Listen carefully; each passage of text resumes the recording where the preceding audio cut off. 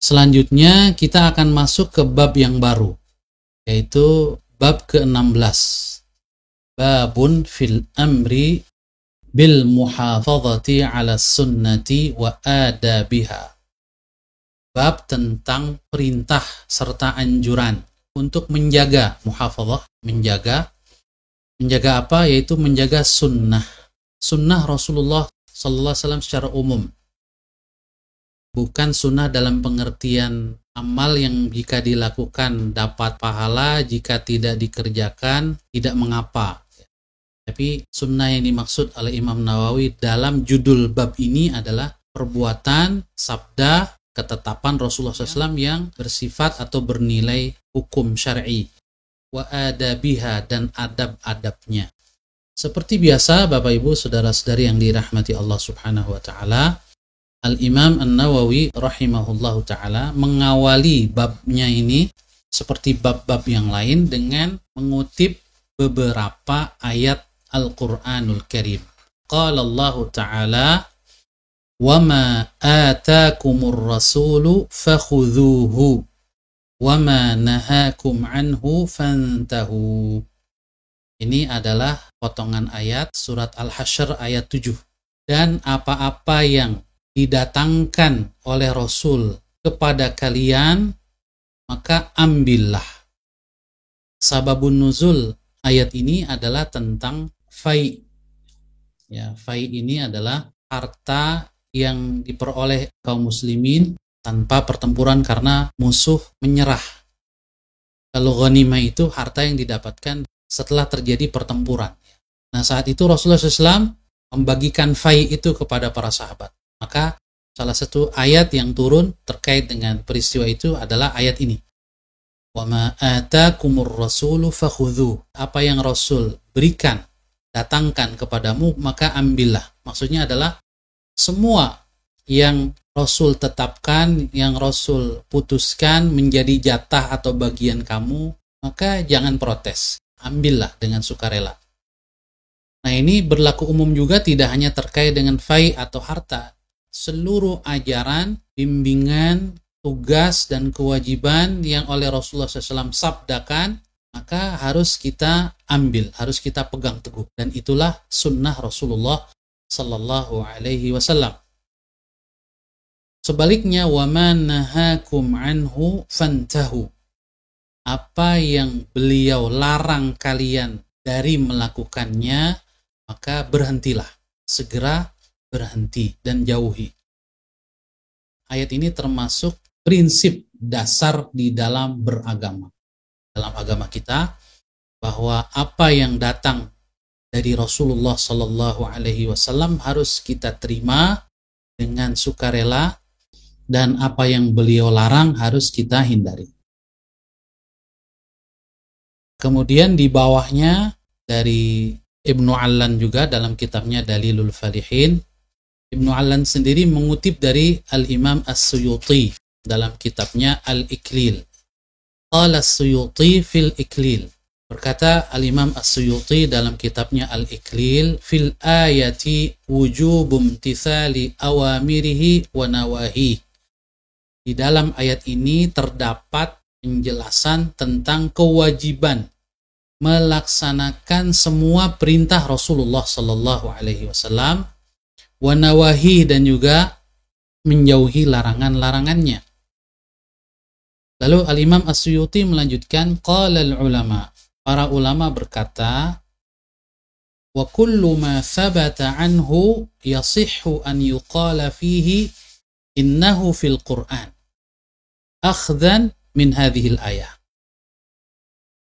Setiap atau semua yang telah jelas bahwa dia betul-betul berasal dari Rasulullah Sallallahu Alaihi Wasallam, telah valid, sahih, bahwa dia berasal dari Rasul, maka bisa dikatakan bahwa hal tersebut berarti ada di Quran, meskipun tidak eksplisit. Kenapa? Akhdhan min hadhil ayah, berdasarkan ayat ini. Jadi semua yang Rasul sabdakan bisa kita katakan berarti itu adalah isi Al-Quran. Meskipun kita tidak temukan ayat-ayatnya, ayat Al-Quran tidak ada yang berbicara tentang masalah itu, hanya di hadis Rasul. Tapi secara majaz, secara kiasan, dapat kita katakan itu adalah perintah Quran. Kenapa? Berdasarkan ayat ini. Karena Al-Quran mengatakan, semua yang datang dari Rasul, maka harus kita ambil. Fakhudhuhu. Para ulama Ahlus Sunnah wal Jamaah sepakat bahwasanya hukum-hukum yang disebutkan di dalam hadis, meskipun tidak disebutkan di dalam Al-Quran, dia wajib ditaati. Itu ayat yang pertama yang disebutkan oleh Al-Imam An-Nawawi. Selanjutnya Al-Imam An-Nawawi menyebutkan ayat yang kedua, wa qala ta'ala, dan Allah Subhanahu wa ta'ala juga telah berfirman, wa ma yantiqu 'anil hawa in huwa illa wahyun yuha. Dan tidaklah beliau berbicara berdasarkan hawa nafsu, bicaranya beliau, apa yang beliau sampaikan tidak lain illa kecuali wahyu yuha, wahyu yang diwahyukan kepada beliau. Ini di surat An-Najm ayat 3 dan 4. Di sini ada tambahan penjelasan dari kitab Nuzhatul Muttaqin. Ini maksud dengan al-hawa, wa ma yantiqu 'anil hawa, adalah muyulun nafsi, kecenderungan diri kita, hawa nafsu kita, wanhirafiha, dan kecondongannya nahwa syai'in tuhibbuhu, kepada sesuatu yang kita sukai, kecondongan diri kita kepada sesuatu yang kita sukai. Nah, sebetulnya sesuatu yang kita sukai itu tidak selalu buruk, bisa saja baik. Tetapi karena kebanyakan buruknya, hawa nafsu kita itu biasanya memerintahkan kita untuk memenuhi kebutuhannya atau keinginannya tanpa peduli dengan yang halal atau haram, maka dia menjadi buruk. Dan karena kebanyakan seperti itu, maka biasanya istilah hawa itu konotasinya negatif. Nah, di sini dikatakan tsummastu'mila fil mailil madhmum. Dalam penggunaannya baik di dalam Quran maupun hadis, istilah hawa ini itu digunakan untuk kecondongan yang tercela, yang negatif. Nah, Rasulullah SAW ketika berbicara tidaklah berdasarkan hawa nafsu. Kemudian yang ketiga, Al-Imam An-Nawawi mengutip ayat yang lain di surat Ali Imran ayat 31. Mohon maaf, ini lupa mencantumkan nama surat dan ayatnya ini ya. Wa qala ta'ala, dan Allah Subhanahu wa ta'ala berfirman, qul in kuntum tuhibbunallaha fattabi'uni yuhibbukumullahu wa yaghfir lakum dzunubakum. Katakan wahai Rasul, in kuntum tuhibbunallah, jika kalian mencintai Allah, fattabi'uni, maka ikutilah aku. Aku di sini maksudnya adalah Rasul. Karena ini perintah Allah kepada Rasul untuk mengatakannya kepada umatnya. Fattabi'uni, maka ittiba', ikutilah aku. Pengakuan cinta kalian kepada Allah baru terbukti, yaitu dengan mengikuti Rasulullah SAW. Kalau sudah begitu, maka Allah akan balas cinta kalian kepadanya, yuhibbukumullah. Niscaya Allah akan mencintai kalian, wa yaghfir lakum dzunubakum, dan mengampuni dosa-dosa kalian. Jadi ada pengakuan cinta, klaim cinta. Pengakuan atau klaim cinta ini harus dibuktikan dengan bukti cinta. Jadi kalau kita mengaku cinta kepada Allah, maka pengakuan kita harus ada buktinya. Buktinya adalah dengan ittiba'ur rasul, mengikuti Rasulullah sallallahu alaihi wasallam. Baru pengakuan kita benar, karena ada buktinya. Kalau sudah terbukti, maka ada respon cinta dari Allah. Allah mencintai kita, yuhibbukumullah, niscaya Allah akan mencintai kalian, wa yaghfir lakum dzunubakum, dan mengampuni dosa kalian. Nah, di dalam keterangan dikatakan di situ, anna mahabbatallahi mulazimatun li hubbi rasulih wa bil aks. bahwa cinta kepada Allah itu tidak bisa dipisahkan daripada cinta kepada Rasul. Dari cinta kepada Rasul, nggak bisa dipisahkan.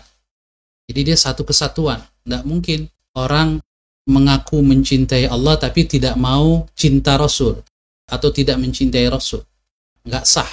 Karena dua kalimat syahadat itu satu paket. Asyhadu an la ilaha illallah wa asyhadu anna Muhammadar Rasulullah. Tidak sah keislaman seseorang kalau hanya syahadatnya separuh saja. Asyhadu an la ilaha illallah lalu titik, berhenti. Tapi dia juga harus melanjutkan wa asyhadu anna Muhammadar Rasulullah. Sehingga cinta kepada Allah juga satu paket dengan cinta kepada Rasul. Begitu juga sebaliknya, wabil aks. Tidak mungkin kita cinta kepada Rasul kalau nggak cinta kepada Allah Subhanahu wa ta'ala. Wa annahuma mutawaqqifatan. Baik cinta kepada Allah maupun cinta kepada Rasulullah itu bergantung kepada ittiba'ir Rasul, mengikuti Rasulullah. Karena Allah Subhanahu wa ta'ala, ajaran yang Allah turunkan itu tidak bisa kita amalkan. Kita tidak bisa beribadah kepada Allah Subhanahu wa ta'ala dengan ibadah yang benar sesuai dengan yang dikehendaki oleh Allah, kecuali kalau kita mengikuti Rasulullah sallallahu alaihi wasallam yang Allah utus untuk menyampaikan risalah. Lalu Al-Imam An-Nawawi menyebutkan lagi ayat yang lain. Wa qala ta'ala, Allah Subhanahu wa ta'ala berfirman di surat Al-Ahzab, ini ayat 21 yang sering kita baca, yang sering kita dengar, terutama di bulan Maulid, ya, bulan Rabiul Awal. Laqad kana lakum fi Rasulillahi uswatun hasanah. Sungguh telah ada bagi kalian pada diri Rasulullah sallallahu alaihi wasallam teladan yang baik. Bagi siapa? Bagi kalian. Tapi kalian baru bisa meneladani Rasul liman kana yarjullaha wal yawmal akhir. Yaitu bagi kalian yang mengharap Allah, ridho Allah, balasan kebaikan dari Allah, wal yawmal akhir, mengharapkan kebahagiaan di hari akhir. Imam An-Nawawi mengutipnya sampai di situ saja. Tapi ayatnya sebetulnya ada lanjutannya. Wa dzakarallaha katsira. Dan bagi orang yang mengingat Allah banyak-banyak. Jadi Allah Subhanahu wa ta'ala menegaskan bahwa yang bisa meneladani Rasulullah sallallahu alaihi wasallam, yang bisa menjadikan Rasul sebagai teladan baginya dalam kehidupan adalah kalau orang tersebut punya 3 sifat di sini. Pertama, yarjullah. Yang dia harapkan hanya Allah saja. Tidak mengharapkan balasan dari manusia. Kalau orang masih mengharapkan balasan dari manusia, maka biasanya dia sulit untuk meneladani Rasulullah sallallahu alaihi wasallam. Wal yaumal akhir, dan orientasi hidupnya adalah, yang kedua, orientasi hidupnya adalah ukhrawi, tidak duniawi. Dunia baginya hanya ya sekedar sarana.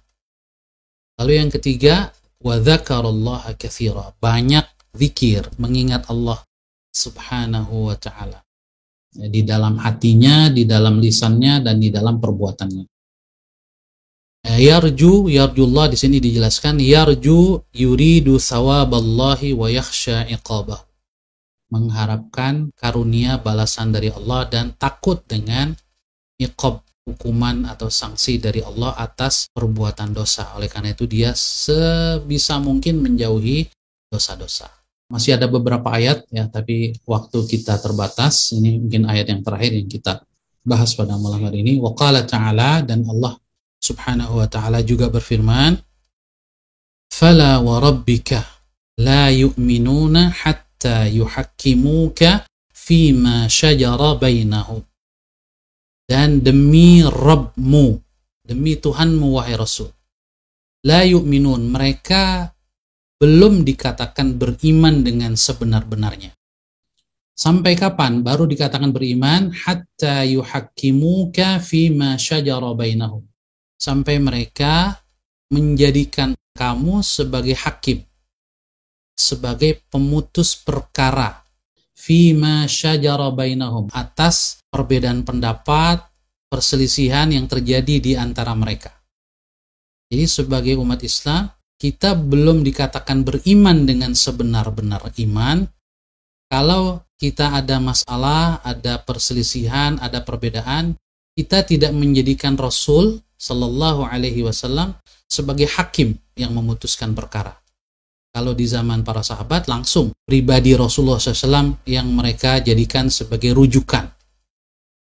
Nah, Rasul telah wafat, tapi beliau meninggalkan Quran dan Sunnah. Sunnah beliau, itulah yang harus kita jadikan sebagai hakim, pemutus perkara jika kita menghadapi permasalahan. Bukan hanya itu, juga harus ada sikap mental yang benar. Jadi nggak boleh terpaksa, nggak boleh ngedumel, menjadikan Rasul atau Sunnah sebagai pemutus perkara, tapi di dalam hati ngedumel, nggak boleh juga. Tsumma la yajidu fi anfusihim harajan mimma qadaita wa yusallimu taslima.